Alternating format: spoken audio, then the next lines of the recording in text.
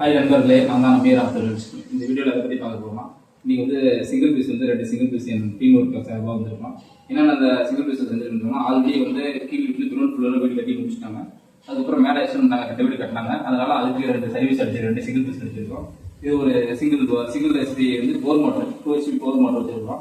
இதுக்கு வந்து 3 சர்வீஸுக்குமே வந்து போர் மோட்டரோட மாதிரி ஒரு சாக்கெட் பாயிண்ட் வச்சுருக்கோம். வேணுங்களா அவங்க பிளக் பாயிண்ட்ல மாற்றி கொடுக்குற மாதிரி அவங்க கரண்டாக கொடுத்து வச்சிருக்கணும். 2 சிங்கிள் யூஜி கேபிள் போட்டுருக்கோம். இந்த வீடியோ பிடிச்சிருந்தா லைக் பண்ணுங்க, கமெண்ட் பண்ணுங்க, குறிப்பாக ஃபாலோ பண்ணுங்க. ஃபாலோ பண்ணாதவங்க குறிப்பாக ஃபாலோ பண்ணுங்க.